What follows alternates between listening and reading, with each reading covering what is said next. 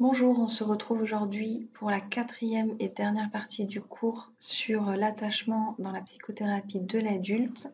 Je me représente brièvement, mais vous avez ma présentation complète dans la première partie du cours. Donc, je suis Marion Martinelli, psychologue spécialisée dans les thérapies cognitives et comportementales, et plus particulièrement dans la troisième vague des TCC, et également en psychotraumatologie. Je travaille dans le service hospitalo-universitaire de psychiatrie adulte et d'addictologie du professeur Christophe Lançon à Marseille. Vous visionnez donc la quatrième et dernière partie de ce cours. Un petit rappel sur les trois premières parties. Donc, la vidéo numéro 1 sur 4 comprend l'historique et les définitions. Je vous encourage à la visionner et à visionner dans la mesure du possible ce cours dans l'ordre dans lequel je vous le propose pour une meilleure compréhension de son contenu. Dans la vidéo numéro 2 sur 4, vous aurez les styles d'attachement et les évaluations, les questionnaires auto- et hétéro-questionnaires d'évaluation de l'attachement. La partie 3 parle de l'attachement traumatisé, avec les différentes formes de traumatisme, d'attachement. Et là maintenant, dans cette vidéo-ci, on va parler de la thérapie centrée sur l'attachement, les formations et quelques conseils complémentaires, mais qui sera peut-être une redite par rapport à tout ce que vous avez entendu et compris dans les vidéos précédentes pour favoriser un attachement sécure en thérapie. On commence donc avec les thérapies centrées sur l'attachement. Alors je commence par une citation de Giovanni Liotti, psychiatre et psychothérapeute italien, qui a été un des premiers spécialistes de l'attachement, a parlé du concept de psychothérapie inspirée de la théorie de l'attachement. C'était en 2017, avec son article qui s'intitule Psychothérapie inspirée de la théorie de l'attachement. Il explique en résumé la possibilité d'une forme de psychothérapie pour les patients adultes partant exclusivement de l'étude de l'attachement paraît peu plausible. Par contre, une forme de thérapie inspirée de la théorie de l'attachement, qui prendrait aussi en compte des composantes relationnelles, évolutionnistes, éthologiques, congruentes avec la théorie bowlbienne de l'attachement, est envisageable. Cet article, il illustre les lignes générales d'une psychothérapie éclairée par l'attachement en partant de l'exemple du traitement des troubles de l'adulte dus au trauma cumulatif et à la désorganisation d'attachement dans l'enfance. Concrètement, on parle de thérapie orientée sur l'attachement. On met au premier plan des axes de travail la relation patient-thérapeute, partant du principe qu'en rejouant une relation de reparentage saine, on reprend la connectivité neuronale ou l'apprentissage de cette manière de relationner, en fait, là où ça s'est arrêté, ou peut-être même là où ça n'a peut-être jamais eu lieu. L'objectif à plus long terme étant que l'attachement soit également sécure de soi à soi pour le patient, c'est-à-dire de l'adulte que nous sommes aujourd'hui à l'enfant qui a souffert dans le passé. La connexion à son enfant intérieur, qui est une part infantile mais une part souffrante de notre fonctionnement, c'est apprendre à aimer et à accueillir la part de soi qui est blessée, plutôt que de l'ignorer ou de la considérer avec de la honte ou du rejet. Cette connexion à soi, elle est au centre de la thérapie, l'intention étant de créer un environnement sécure entre le soi adulte et le soi enfant.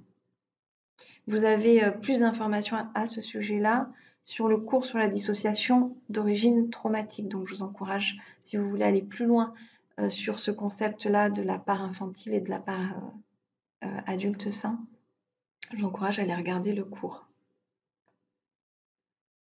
Alors, quels sont les indicateurs d'un attachement sécure qui a été acquis durant la thérapie? Je vous en donne quelques-uns, la liste n'est peut-être pas exhaustive. Le patient n'a pas peur de se confronter à l'ancrage dans le corps, ou en tout cas ne met pas en place des protections dans ce travail d'ancrage.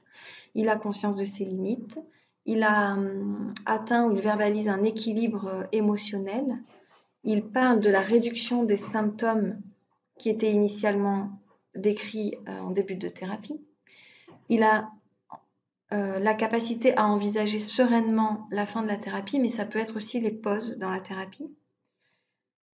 Et puis, on continue sur les indicateurs. Il y a également la sublimation de ces traumatismes, donc sublimation dans le sens de pouvoir trouver les ressources à l'intérieur de soi pour en faire quelque chose de valorisé et de valorisant pour soi d'abord et pour les autres, pour les gens qui m'entourent, pour la société, pour le monde dans lequel j'évolue. Et puis, on peut partir aussi du principe que si le vécu douloureux est reconnu, compris et assumé, c'est un bon indicateur d'attachement sécure dans la thérapie, mais d'attachement sécure surtout de soi à soi, comme je le disais dans la diapo précédente. Quels sont les facteurs de protection et de résilience? Bien, on retrouve la capacité à résoudre des problèmes, la confiance et l'estime de soi, avec un regard sur soi et des mots posés sur soi doux et ajustés à la situation. La connaissance de soi et l'autonomie, l'altruisme, la sociabilité, l'habileté à demander de l'aide et à trouver du soutien dans son entourage. Quelques conseils et suggestions lorsqu'on est confronté à des problématiques liées à l'attachement dans la thérapie, surtout chez l'adulte.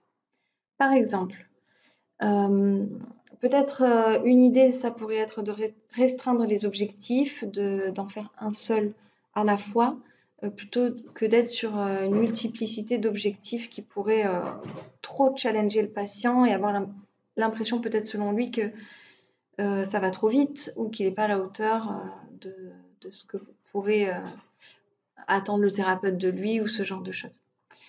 Deuxième point, ça serait clarifier nos intentions en tant que thérapeute, insister sur la sécurité de cette relation entre le thérapeute et le patient.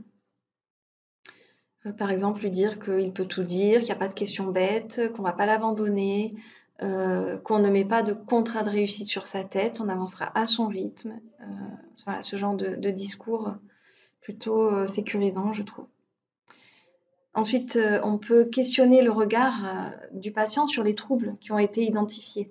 Qu'est-ce que vous en pensez? Le médecin dit que vous êtes actuellement en pleine dépression. Qu'est-ce que vous en pensez de ça? Donc, vous pouvez aussi questionner les origines des troubles. Vous pouvez questionner les solutions possibles parce que ce qui est recommandé par certains types de thérapies ne sera peut-être pas envisagé ou envisageable pour le patient. Toujours vérifier le consentement avant de débuter un travail, même si vous venez de discuter juste avant des objectifs thérapeutiques, car pour chacun de nous, il y a parfois une différence entre vouloir et pouvoir. Parfois, on peut vouloir travailler sur ces traumas, mais aujourd'hui en particulier, on ne s'en sent pas capable. Donc c'est important de respecter le consentement, et plus particulièrement chez les patients qui ont vécu des traumas liés à un non-consentement. Faire confiance à son intuition aussi en tant que thérapeute et à ses ressentis. Ayez confiance en vous. C'est une composante sécure de l'attachement, la confiance en ses ressentis. Et dans la relation thérapeutique, ça se projette aussi. Autant dans les avancées, si vous avez l'impression que le patient il va trop vite ou il veut aller vite, ça peut être une manière aussi de discuter de moi, je trouve que ça va un petit peu vite en fait. Vous avez beaucoup d'attentes par rapport à la thérapie, mais en fait, il faut qu'on y aille quand même étape par étape. Donc, n'hésitez pas, si vous le sentez, à le dire, à le verbaliser pour aussi trouver un terrain d'entente avec le patient, une négociation du rythme de la thérapie. Par exemple, j'ai des patients qui veulent faire de l'EMDR à chaque fois, à toutes les séances. Personnellement, j'aime pas beaucoup travailler comme ça. Faire que du trauma non-stop. Je propose plutôt de faire une séance sur 2. Et puis, pour rester sur questionner le consentement, si je reprends mon exemple de si ça vous va, je préférerais qu'on fasse une séance de MDR une fois sur 2. Je termine par est-ce que vous êtes d'accord pour qu'on fasse ça? Pour vérifier le consentement du patient. Donc, c'est une manière en fait de communiquer, mais qui doit être faite systématiquement quand un travail collaboratif avec le patient est mis en place. Moi, pour les patients qui ont été polytraumatisés avec la notion de consentement qui a été abusée, ne serait-ce que, par exemple, partager mon écran si je suis en téléconsultation, je demande, là, je vais partager mon écran si vous êtes d'accord. Ou est-ce que c'est OK pour vous? Je peux faire le partage d'écran. Voilà, c'est une manière de communiquer, mais qui va favoriser toujours la notion de consentement et d'attachement sécure. Du coup, dans la thérapie, on, on s'assure que ça soit incarné. Ensuite, il y a insister sur le travail collaboratif, favoriser l'exploration commune d'une problématique donnée. Donc, on le fait ensemble, vous n'êtes pas toute seule, je suis là. Et en fait, il y a une collaboration entre vous et moi qui est d'ailleurs dans les deux sens.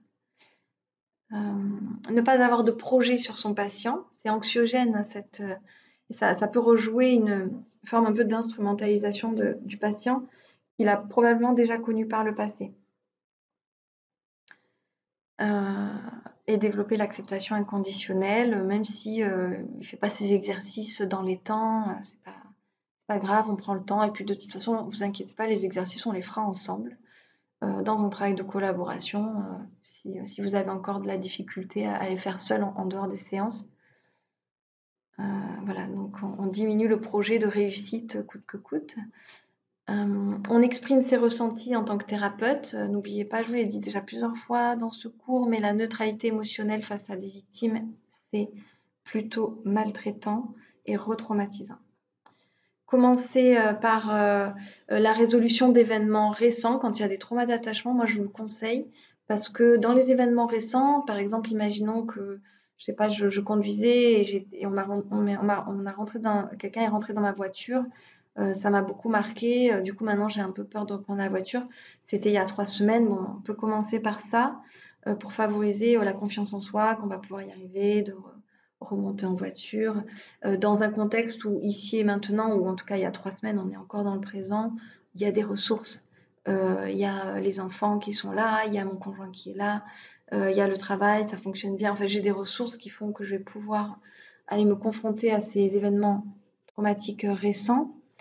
Alors que si on commence directement par le passé, voire la petite enfance, ben, ça va être plus difficile d'aller invoquer ces ressources. Parce que possiblement, surtout si on est sur un attachement détaché, évitant, ben, il n'y a personne. Donc ça va être un peu plus compliqué. Donc peut-être y aller à l'envers, faire un plan de progression inversé, du plus récent au plus ancien.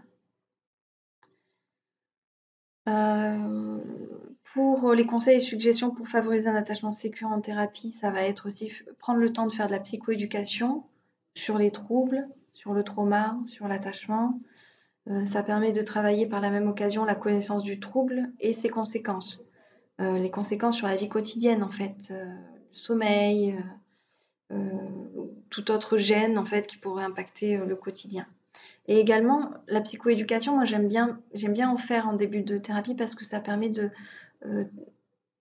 travailler aussi la motivation au changement des patients, parce qu'on soulève des problématiques qui vont réduire la qualité de vie du patient. Donc, on va aussi aller voir quel investissement il a envie de mettre dans ce travail-là quand on va passer à l'action du travail de désensibilisation traumatique. Pour ma part, dans ma pratique, je passe plus de temps à faire de la psychoéducation avec les patients, par exemple, qui n'osent pas se confier, les évitants détachés, qui peuvent être un peu méfiants à l'égard de ma posture de thérapeute. Par exemple, j'ai une patiente qui me disait, avant que l'entretien commence, je me demande toujours à quelle sauce je vais être mangée aujourd'hui. Donc on sent effectivement j'y vais, mais j'ai peur quoi, d'y aller, mais j'y vais quand même. Donc passer du temps à faire de la psychoéducation aussi, c'est vraiment de bien comprendre ce mécanisme dissociatif chez le patient. Et puis poser des bases sécures sur qu'est-ce que c'est que mon trouble, comment je pourrais éventuellement travailler dessus, pourquoi, etc. Puis, dernier conseil et suggestion que je vous propose, c'est avoir toujours un regard sur soi-même en tant que thérapeute et sur ce qu'on projette sur le patient. Ce qu'on projette sur le patient, mais aussi sur la relation, sur la thérapie et ses enjeux thérapeutiques. Et est-ce que c'est bien OK pour moi? Est-ce que je suis à la bonne place? Est-ce que j'ai l'impression de forcer? Est-ce que j'ai l'impression de ne pas aller assez vite ou de ne pas être ajustée? Ou est-ce que tout est OK et je réévalue de temps en temps ma posture? Et enfin, de temps en temps, inviter le patient à s'exprimer sur la qualité de la relation, pour le patient comme pour le thérapeute d'ailleurs. Alors, petit exemple, je pourrais demander en fin de séance, donc la séance vient de se dérouler, on est sur les 5-10 minutes avant la fin, et je demande au patient de me dire un point positif concernant la séance d'aujourd'hui et un point qui pourrait être amélioré pour la prochaine fois ou un point sur lequel on pourrait s'ajuster tous les deux, lui et moi. Je continue sur les conseils et suggestions pour éviter l'abandon de la thérapie. Alors, pourquoi j'ai choisi cette diapo? Parce que le taux d'arrêt prématuré des thérapies pour le trouble de stress post-traumatique, il est estimé à 20%. Donc ça, c'est Email et collaborateurs en 2013 qui ont fait cette estimation à travers leur recherche. Cependant, il apparaît que ce taux d'abandon n'est pas directement lié à la nature des traitements centrés sur le trauma, quel que soit le protocole utilisé. Pour les TCC, pour le MDR, on retrouve le même pourcentage. Donc bien que ce chiffre puisse sembler élevé, 20%, il reste quand même inférieur au taux d'abandon observé dans le traitement d'autres troubles mentaux. À titre de comparaison, le taux moyen d'abandon prématuré dans les psychothérapies pour la dépression est de 45%. Pour les troubles de la personnalité, il est de 40%. Et aussi pour les troubles des conduites alimentaires, il est aussi de 40%. Vous pouvez retrouver ces chiffres dans l'étude de Scharf, SHARF de 2009. Malgré cela, un taux de 20%, ça reste quand même significativement important dans le cadre de la pratique clinique. C'est quand même un patient sur 5.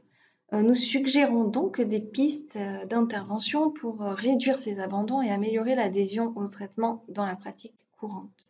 Donc voici quelques conseils. Prendre le temps nécessaire pour aborder le trauma. Pourquoi? Parce que, alors, je vous cite une étude dans le protocole d'exposition prolongée en TCC. Les abandons surviennent souvent avant la séance d'exposition au trauma. C'est des noms un peu difficiles à lire. Schottenbauer et collaborateur en 2008 et Zeifer et collaborateur en 2005. Vous avez toutes les références en dessous de la vidéo, dans le descriptif, qui ont mis en évidence cette donnée-là. Certains patients peuvent se sentir angoissés à l'idée de cette exposition. Dans ce cas, il est recommandé de reporter le travail d'exposition et de travailler plutôt à la limite sur les sensations de soulagement dans le corps à l'idée de ne pas travailler le trauma. Ça peut être un axe thérapeutique super important d'aller travailler sur cette sensation. On peut également alterner les séances centrées sur le trauma et celles non centrées sur le trauma, comme je vous le proposais dans la diapo précédente, dans mon exemple personnel. Des études ont mis en évidence que cette alternance n'a pas d'effet négatif sur les résultats du traitement global du patient. C'est Galowski et collaborateurs en 2012 qui ont mis en évidence cette donnée.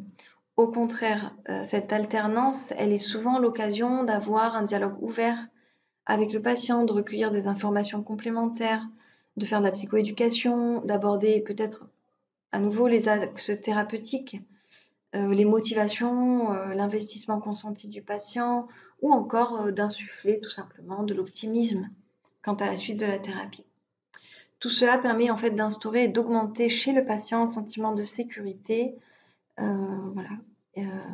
et de contrôle aussi dans le déroulé de la thérapie. De toute façon, quoi qu'il en soit, gardez à l'esprit que c'est toujours le patient qui décide de ce qui est abordé en séance et qu'il doit rester décisionnaire de son souhait d'aborder ou non ses traumas. Lorsqu'un patient n'effectue pas un exercice à domicile, le thérapeute peut questionner le ou les obstacles qui sont survenus et éventuellement aborder l'hypothèse de l'évitement. Donc c'est Rezik et collaborateurs en 2017 qui ont mis en évidence ces informations-là. Dans certaines TCC, si le patient ne parvient toujours pas à effectuer des changements hors séance, il peut être recommandé d'interrompre le protocole thérapeutique jusqu'à ce que les tâches hors séance puissent être réalisées. Dans le cadre d'une recherche clinique, cette façon de faire, ça peut être intéressant pour potentialiser les résultats de la recherche. Mais dans une pratique clinique ordinaire, c'est un risque supplémentaire d'abandonner la thérapie ou de maintenir ou éventuellement d'aggraver le trouble. Donc, quand un patient ne parvient pas à trouver le temps, la motivation, le courage ou l'énergie de faire les exercices à domicile, voyez ça comme un mécanisme de protection du système, une protection à l'égard de quelque chose qui pourrait s'apparenter à de la confrontation à des choses désagréables pour lui.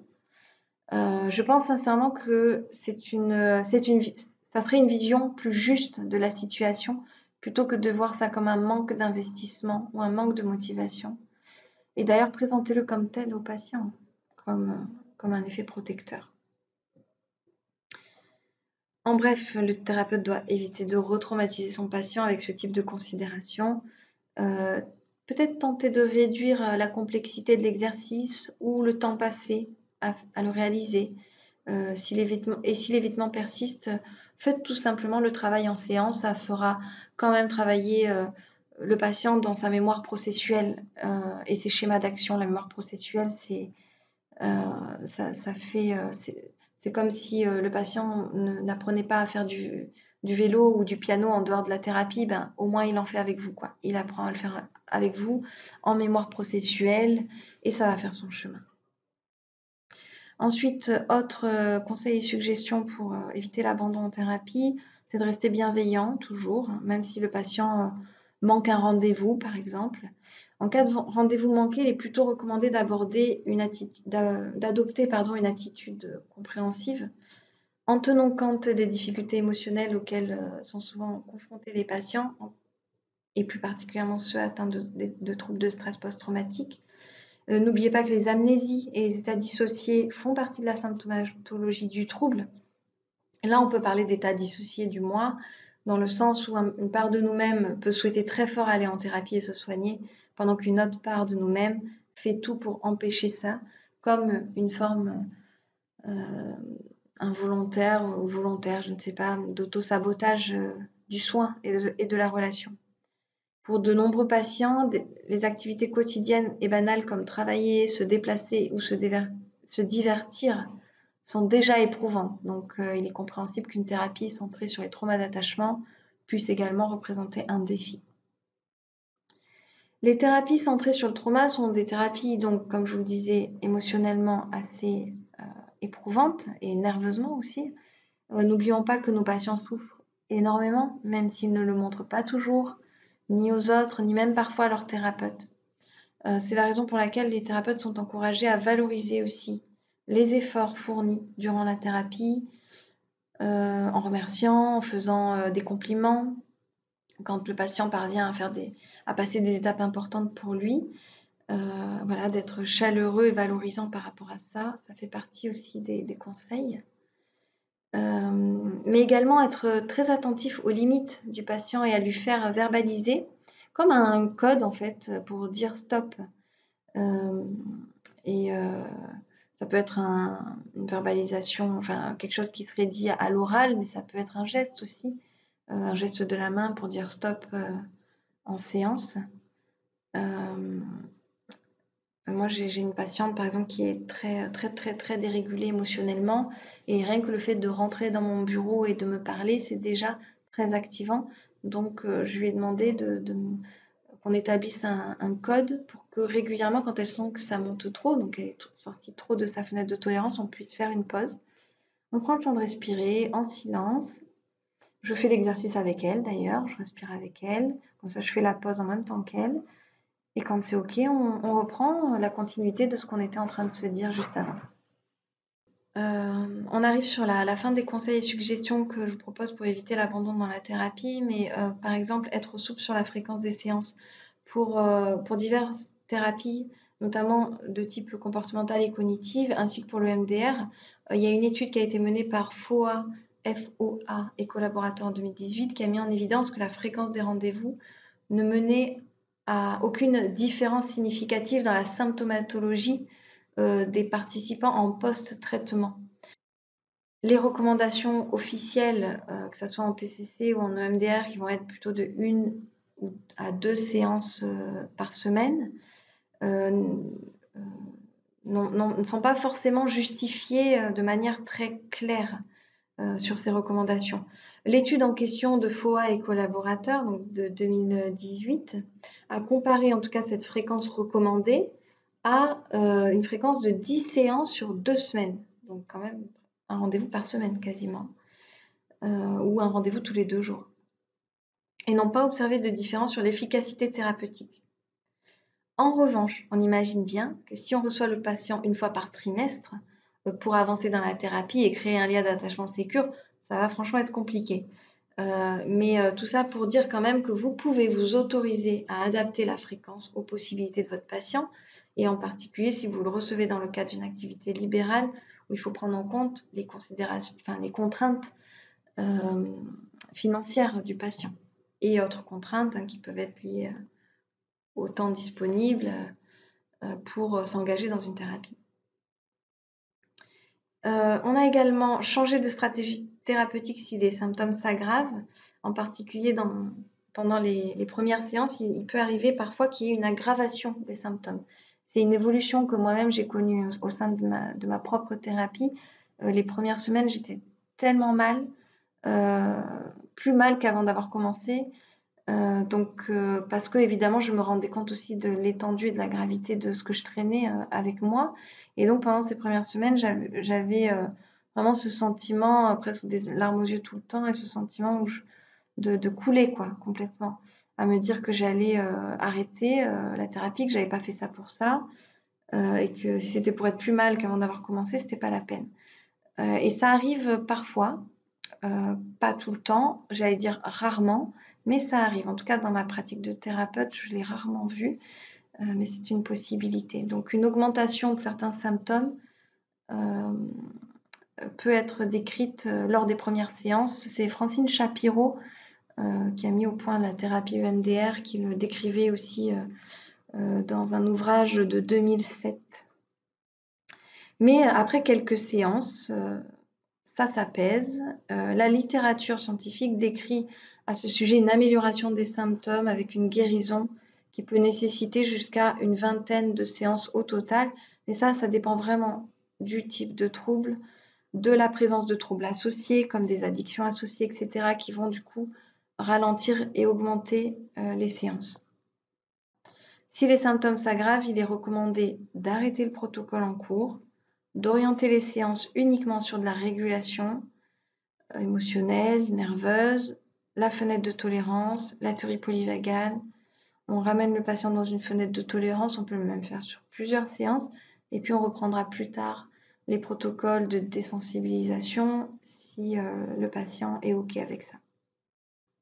Dans ce sens, je vous encourage vivement, si ce n'est pas déjà fait, à vous orienter vers les formations autour du système vagal, de la relaxation, de la sophrologie, un peu ce qui vous plaira à vous, mais qui pourra vous permettre d'avoir ces outils-là pour faire face à cette symptomatologie accrue qui peut avoir lieu. Et puis j'allais dire, de toute façon, ça vous servira même en séance si un jour le patient est déclenché sur une situation ponctuelle.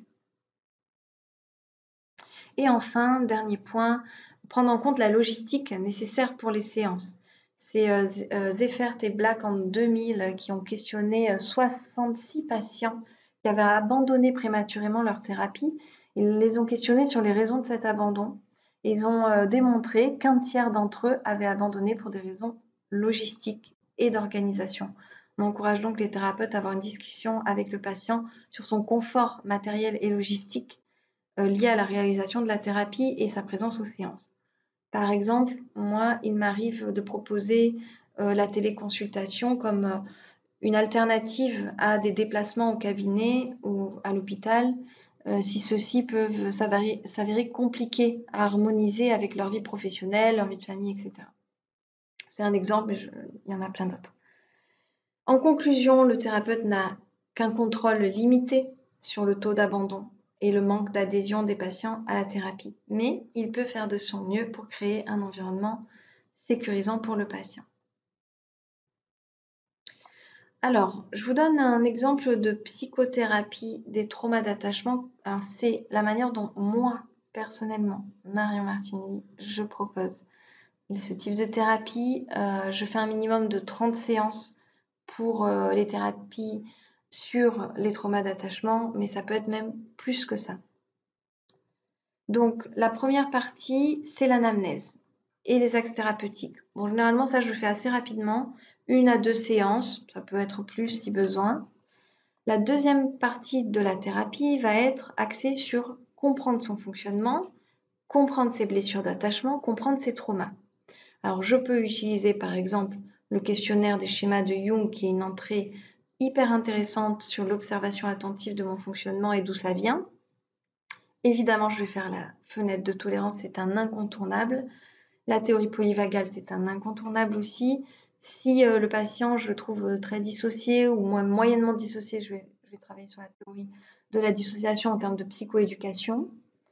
Je vais aborder le travail des parts et l'identification des figures symboliques pour commencer un peu à réfléchir aux parts aidantes de son propre fonctionnement ou de sa propre personnalité. Dans la continuité du questionnaire des schémas aussi de personnalité de Jung, on a les parts de notre personnalité qui ont tendance à nous faire plonger, et puis on a les parts de notre personnalité qui sont plutôt sauveuses et qui prennent soin. Donc je peux continuer là-dessus. Le questionnaire de l'attachement aussi, qui va servir d'évaluer où on en est, quel type d'attachement est présent au premier plan, au second plan.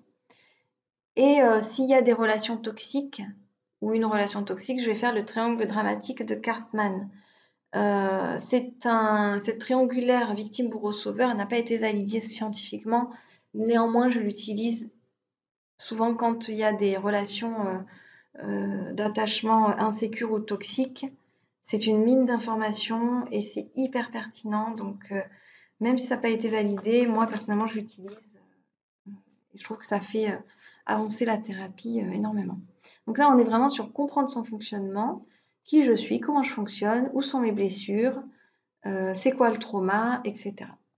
Dans la quatrième partie de la thérapie, je vais identifier et conscientiser les ressources du patient. On n'en est pas encore à guérir des traumas d'attachement. Pour le moment, on identifie, on conscientise les ressources, donc on va mettre en place toutes les ressources. On va faire un plan d'action en cas de crise, ça va prendre 1 à 2 séances. On va essayer de travailler à défusionner ou à restructurer les pensées, ça va prendre 1 à plusieurs séances. On va faire beaucoup d'ancrage, beaucoup de relaxation, de techniques de respiration. On va beaucoup travailler aussi sur les limites du corps, au moins 1 séance, voire plus. Les limites, ça je vais pas le faire ici parce que c'est un exercice qui est interactif, donc ça n'a pas de sens de vous le présenter en visio. Des techniques d'affirmation de soi, des jeux de rôle. Je donne la technique et moi je fais la personne pas cool ou carrément méchante, et le patient avec la technique doit apprendre à me recadrer sans impacter le lien que l'on a ensemble. Donc, on fait ça avec des jeux de rôle, c'est assez ludique.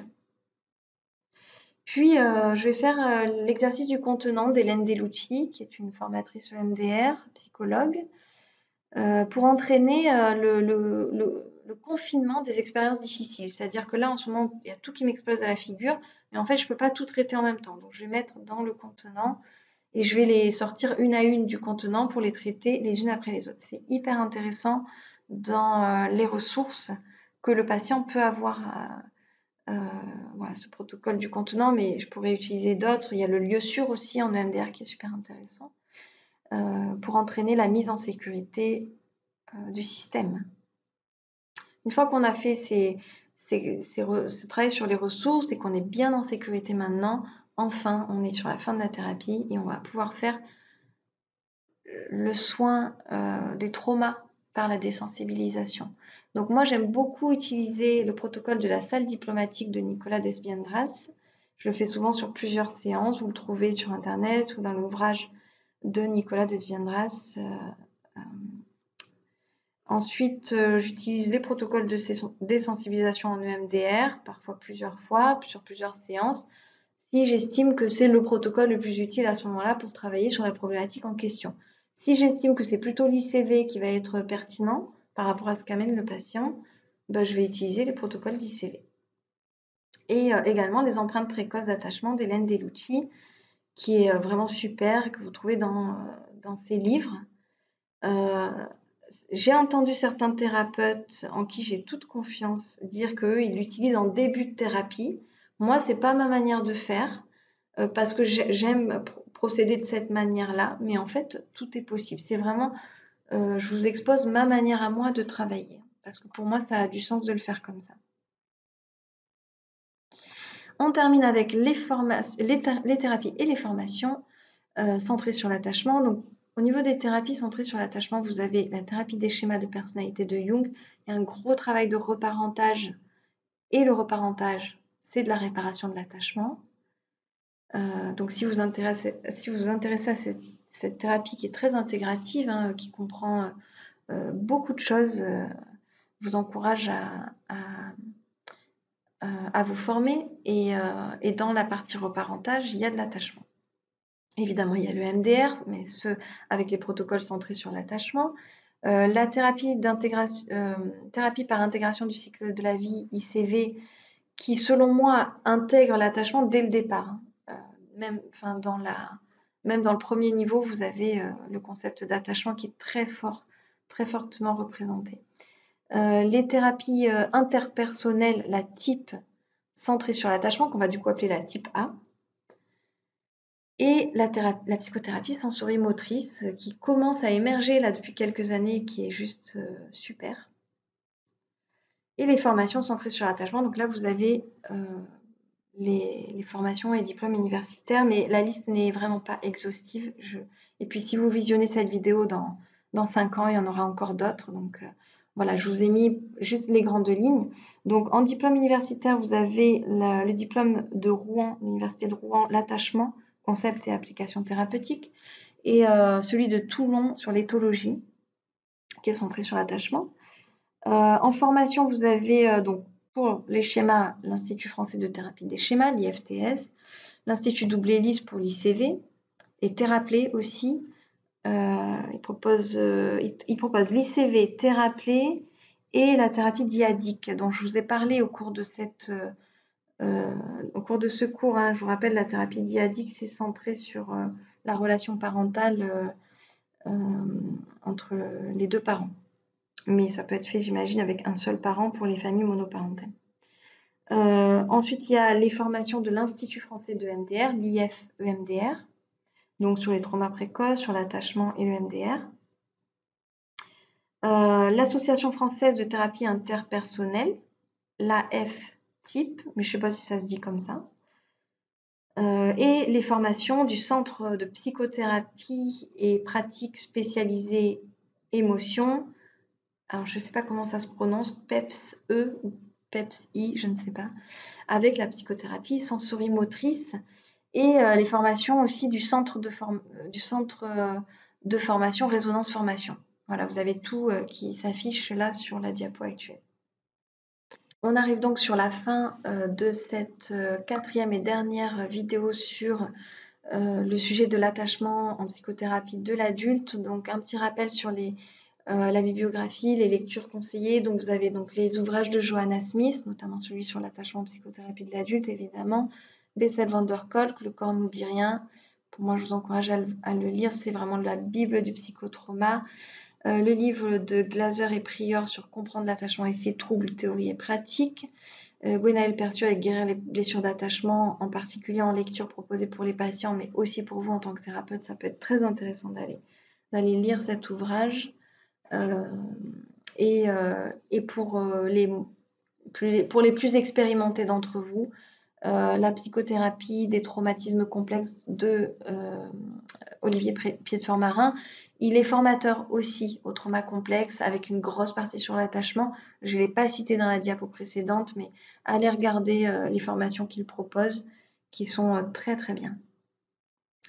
Donc voilà pour les références bibliographiques qui ont permis de construire ce cours vidéo, les livres, les publications, les thèses, articles, sites internet, cours, etc. Vous avez tout en descriptif de la vidéo. Pour les vidéos complémentaires, eh bien, n'hésitez pas à aller les regarder. Elles s'affichent ici à l'écran.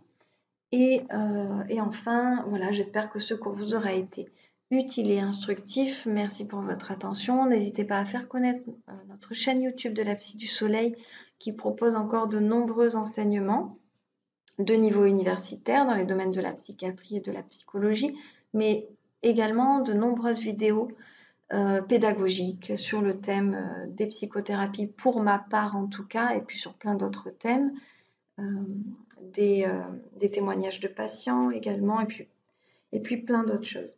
Donc vous pouvez donc nous suivre sur Facebook, Instagram, WhatsApp, etc. Tous les liens sont en descriptif de la vidéo. Je vous remercie pour votre attention et je vous souhaite une très bonne continuation.